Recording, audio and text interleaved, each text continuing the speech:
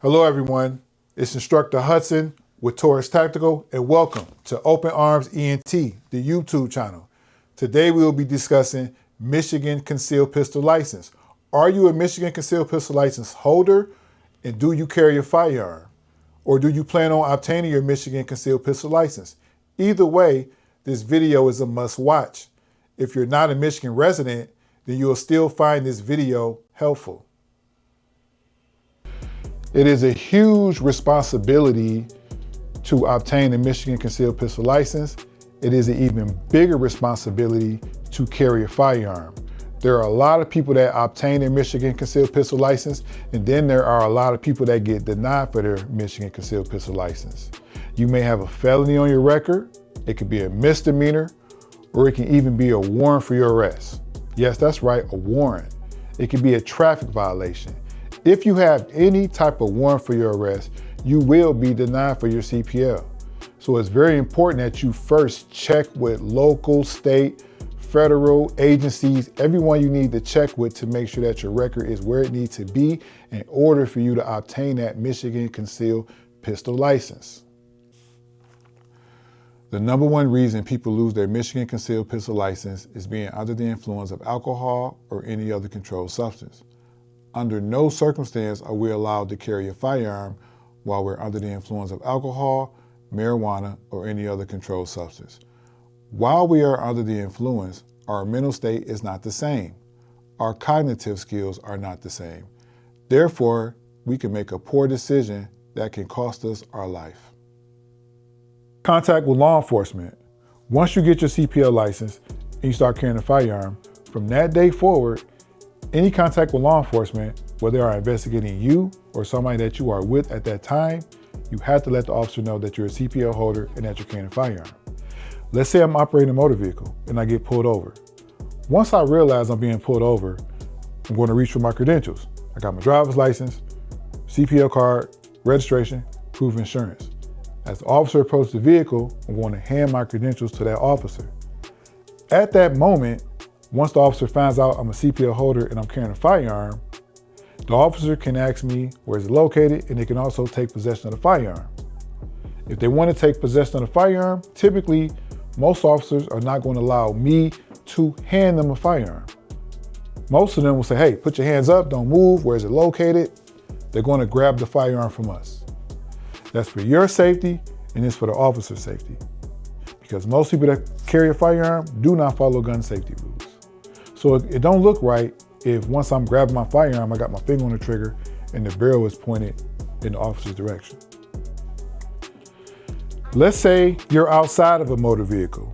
Let's say I'm at a park and a fight breaks out and the police come and I seen a fight, so I'm a witness. Police say, hey, did you see anything? Before I answer any questions, I had to let that officer know I'm a CPL holder and that I'm carrying a firearm. So even under an investigation, if it doesn't necessarily concern you, but you're talking with law enforcement and you're concealed and they don't know, you have to let them know. Let's say if I'm the passenger of a vehicle and someone else is driving and they get pulled over, I still have a responsibility as a CPL holder and I'm carrying my firearm, I must let that officer know immediately. Self-defense. When can we and when can we not shoot someone? Pretty much in a nutshell, if you feel that your life or the life of someone else that you're with at that time, your life or their life is in imminent danger, right at this second, your life is in danger of being severely injured or killed, you are allowed to defend yourself. So let's say you're in a situation and you do fear for your life. Let's say you pull out a firearm. Let's say the individual runs. Someone attempted to rob you. You pulled your firearm. The individual fled the scene. So you're like, cool, I didn't even have to discharge my firearm. But at that point, you still have to contact law enforcement. Anything dealing with a firearm, you must contact law enforcement. For one, you want to cover your butt. You don't want nobody else call police, say, hey, I saw this individual out here with a gun pointing at everybody. And for two, you want the police to know what just happened to you give a description of the individuals, so then they can go out and try to find them, because most likely they're going to go to another location and do this to someone else. So it's very important, if you pull a firearm, if you discharge a firearm, if you shoot someone, we have a responsibility to seek medical treatment for the individual we shoot. 911, someone's been shot, location. Stay at the scene, if it's safe. I had a student that was taking my CPL class. He was 21 years old. He told me when he was 18, he went to church with his mom. When he came home from church, a guy had broken into the home and he was still inside.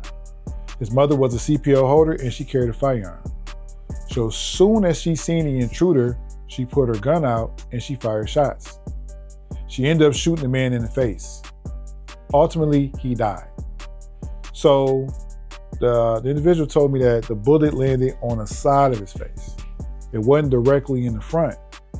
So due to where the projectile landed, law enforcement was undecided if the man was trying to flee at the time of the shooting. They ended up charging his mother with murder. So he said it took about close to a year for the whole duration of the trial. Ultimately, she was found not guilty, but she had to hire a lawyer and she spent about 50 grand to fight that case. So just know that the CPL license is not a license to kill. It's not a get out of jail free card. It's just a license for us to carry a firearm concealed. That is it. Police, prosecution, they still got a job to do. Law enforcement is going to look at the totality of the situation. What that means is what happened from beginning, the middle, to the end. They're not just going off, oh, I end up at this location, this person assaulted me, so I pulled my firearm in self-defense. Well, how did you get to that location? Why are you even there?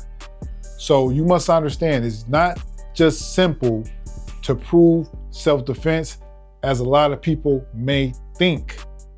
I even seen in a lot of domestic violence situations where I would think that the woman was justifiable in using deadly force. The case ended up going to court and the court saw it a different way. So I tell people, if they're dealing with domestic violence, make sure that you're filing the proper documentation.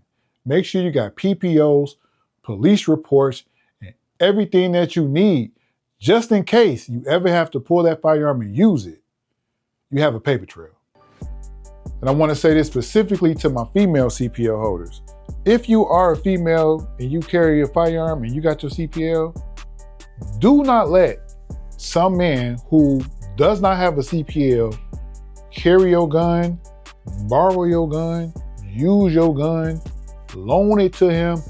Don't let him take it out the house. Don't let him borrow it. Nothing. Don't buy a gun from him. Don't sell a gun from him. Don't do nothing for him involving a firearm. I've seen tons of women with CPLs get their firearms taken from a boyfriend, ex-boyfriend, crazy baby daddy, and so on.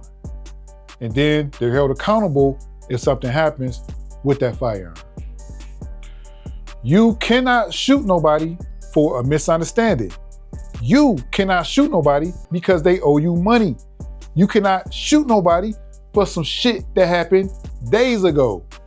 You cannot shoot nobody because they stole your girlfriend. You cannot shoot nobody because they left you and decided to move on with somebody else. That is not the reason for the CPL. That is not the reason for a firearm. All right? Very important. Carrying a firearm is a privilege. A lot of people get it. A lot of people lose it. A lot of people get a life. A lot of people lose their life. A lot of people are free. A lot of people in jail. Which one you want to be? You must understand that using a firearm is the last tool of resort. You must do whatever you can to try to avoid pulling a firearm and shooting someone. I'm a firm believer. If you can avoid a confrontation, do so, even with a firearm on you. I'm very humbled carrying a firearm. I carry myself as if I don't even have a gun on me. So I don't base any decisions on this firearm that's on my right side hip. If you have children in the house, ages 17 and under, and you have firearms. State law, you have to have that gun locked in a secure lockbox. For no reason should a child, or anyone for that matter, have access to your firearm. No one should ever find your gun and it's loaded, ready to go. Last but not least, training. You don't know how many people I come across with a CPL and a firearm that do not even know the make and model of their firearm. They can't even tell me. Sometimes they don't even know the caliber of their gun, but they got a gun. What sense do that make? If you're going to carry a firearm, you have to train, you have to practice, you have to educate yourself. There's no reason why you carry a gun or own a firearm, but you never shot it before. You may not even can handle that firearm. Take it to the range, shoot it, practice, go home, do dry fire drills, practice drawing your gun from a holster.